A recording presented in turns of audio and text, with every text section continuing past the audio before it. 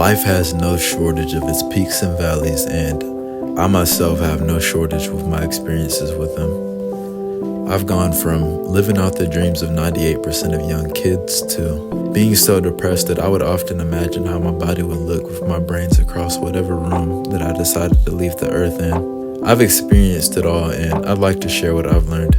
Before I get into it, I'd like to respond to comments that I get like this, and yes, this is me, but more on that later.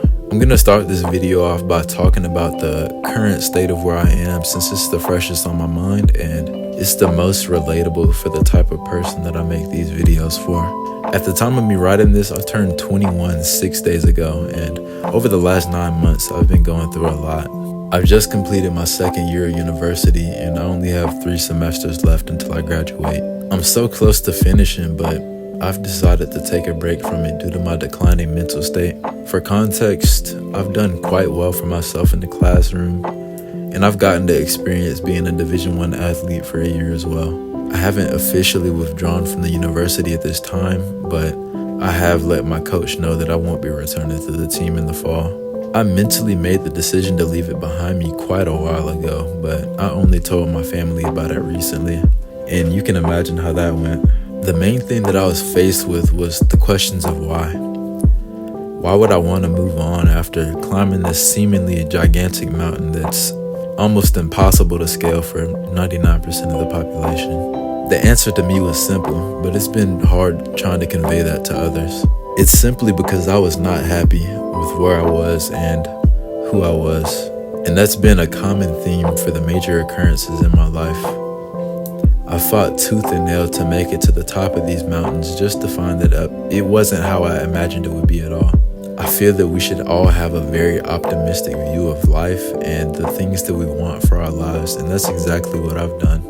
Coming out of high school, I thought that giving up on the sport that I spent 9 years of my life would be best for me moving forward. So I got a job, multiple jobs actually. One of them was a very good job, and I was touching money that I thought would make me happy since I was a young kid. I was 17, 18. And as you might guess, those things didn't make a difference. Yes, I could buy the things that I've always wanted for myself, but I felt as bad as I did back in high school. I was so ready to grow up and start making money that I never had the chance to find out who I truly was as a person without feeling the need to fit the expectations of those that I grew up with. Standing atop this mountain, I was defeated and I didn't know why. What made it worse was the fact that I ended up getting laid off from that job with nowhere else to go at the time. At first, it didn't affect me as much because I knew that things would eventually work themselves out as they always do, but eventually didn't come fast enough for me. That, combined with the overwhelming emptiness inside of me, created a lot of issues in my mind that I deal with to this day. The major turning point for me was the day that I had my first encounter with a physical form of sleep paralysis. I was waking up, I could hear my air conditioner running in the background, and I could tell that it was the next morning from when I had went to sleep the previous night. I felt something grab hold of my neck and kind of choke me on my mattress. I knew that I was fighting it because my lower body came up and tried to get whatever was on me off of me. I knew that I was choking, but I felt no pain, and after a while, everything just went pitch black and the sound of my air conditioner had completely stopped. This state of suspended animation that I was in was so brief that I was in disbelief as to what just happened. When I fully woke up, everything just came back all at once. The light gleaming through my windows, the blaring of my air conditioner, and the horrible feeling that I had been choked had returned all at the same time. To this day, I don't know what happened or why my mind would make me experience these things that aren't real, but I knew that that moment was supposed to have a profound impact on me. Soon after that, I started writing down these dreams and nightmares that I would have, and I had found myself passionate about something once again in this time of emptiness.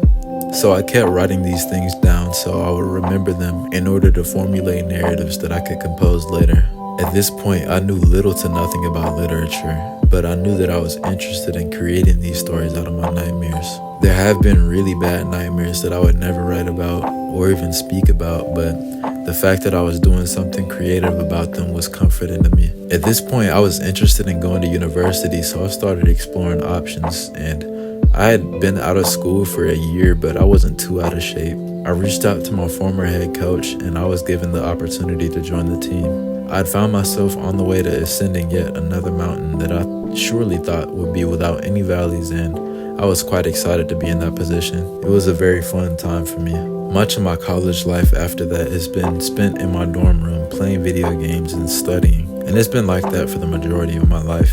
I was always the athletic guy that was known for being good at track, but that wasn't who I truly was as a person. If I wasn't at school or at track practice, I was inside playing video games or watching anime for at least 10 hours a day for years. It kind of felt like I was living a double life as this athletic, great dude just to come home to do nerd shit for the rest of the day. At times it got pretty unhealthy, but it made me happy for a long time when I really needed it. Growing up, people around me were worried about what they made on a test or how many women they slept with, and I was as well to a certain extent, but that wasn't the end all for me.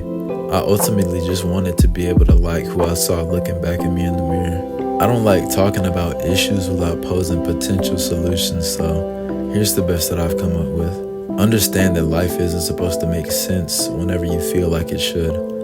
And being in a rush to make everything perfect will do everything but that, and the consequences of that are too great to be worth it in the end.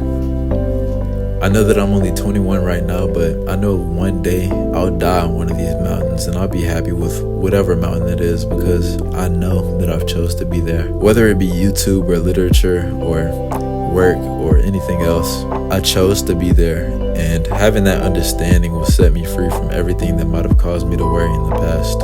I know this is a different style of video from my normal gaming videos, but I just wanted to share it with you all because I know that somebody is going to find value in this.